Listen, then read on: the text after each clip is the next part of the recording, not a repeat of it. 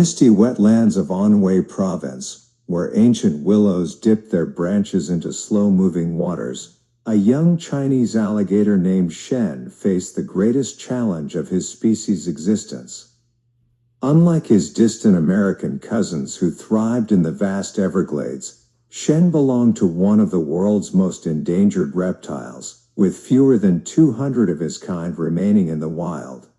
The morning fog clung to the water's surface as Shen emerged from his burrow, a carefully excavated tunnel in the muddy bank that had taken him weeks to complete.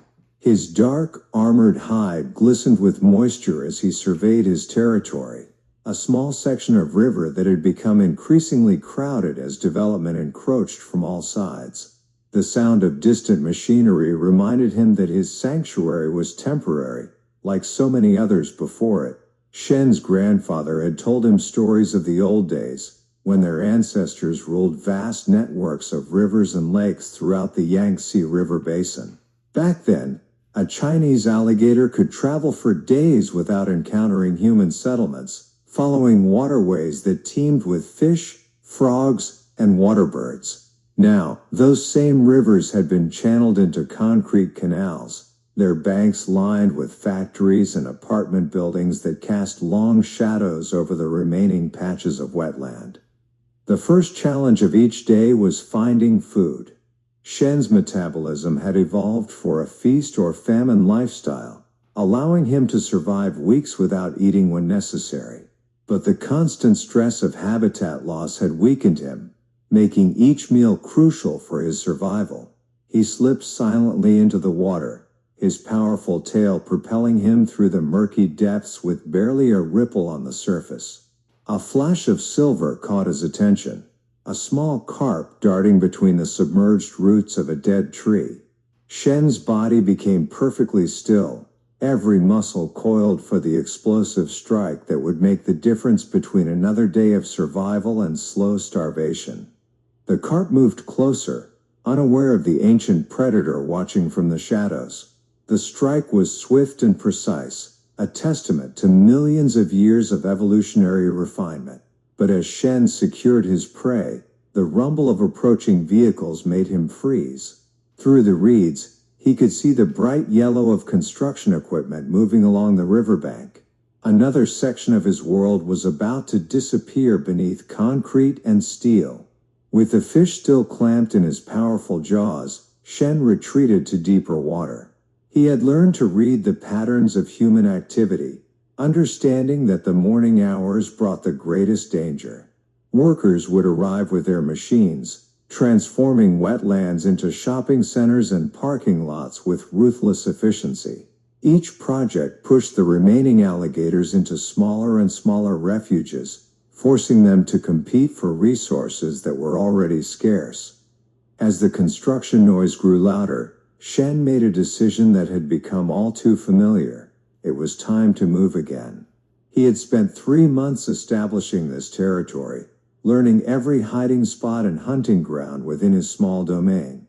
Now, like so many times before, he would have to abandon everything and search for a new home in an increasingly hostile landscape. The journey downstream was treacherous.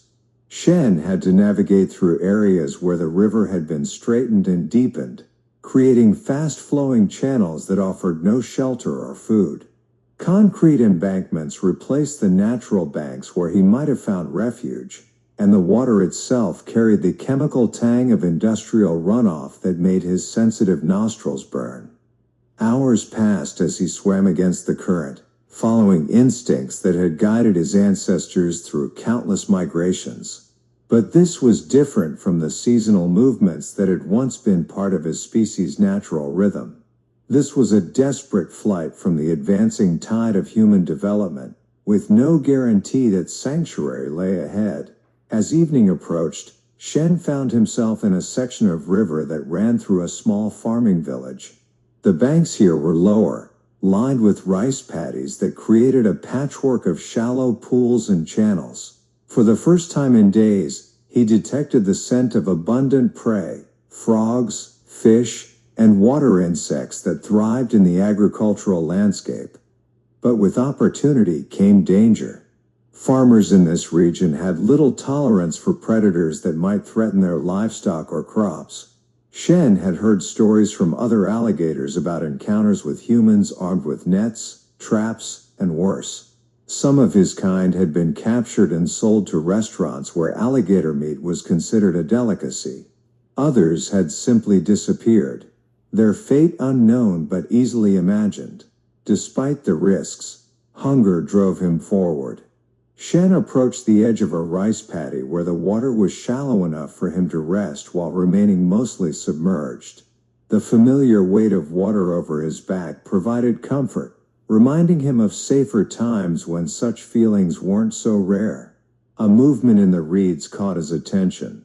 A large bullfrog, its throat pulsing as it called to potential mates. Shen's predatory instincts sharpened, but he forced himself to remain patient. Rushing would only alert other prey in the area, and he needed to make the most of this opportunity.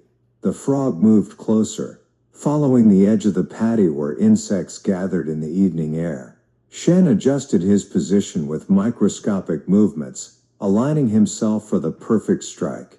His heart rate slowed, his breathing became almost imperceptible, and time seemed to stretch as he entered the meditative state that all successful predators knew.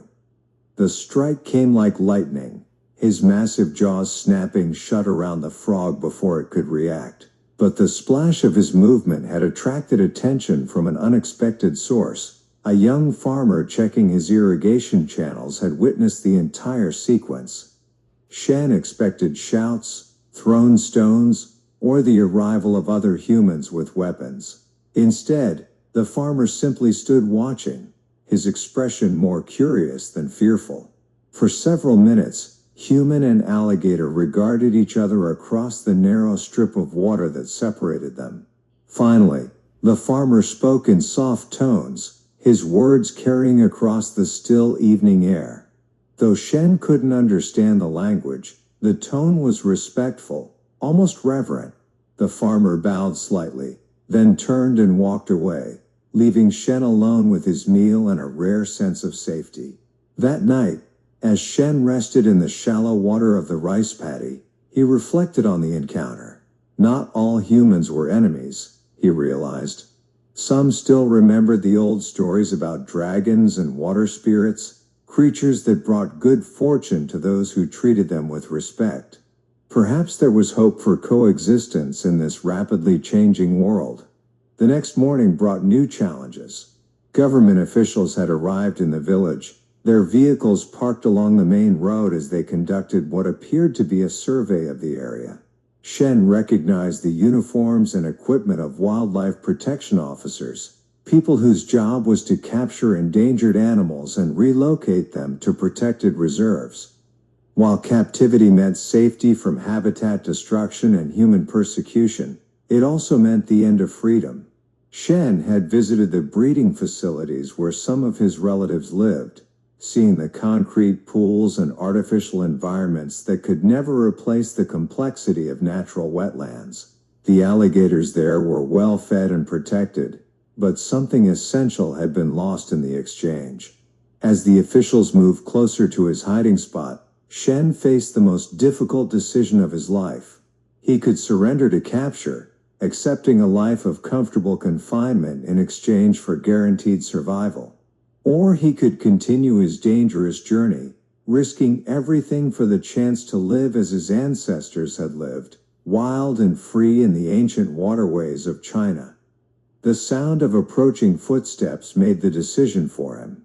Shen slipped beneath the surface and began swimming downstream, following the current toward an uncertain future. Behind him, the voices of the wildlife officers grew fainter as they searched the empty rice paddy where he had spent his last night of freedom.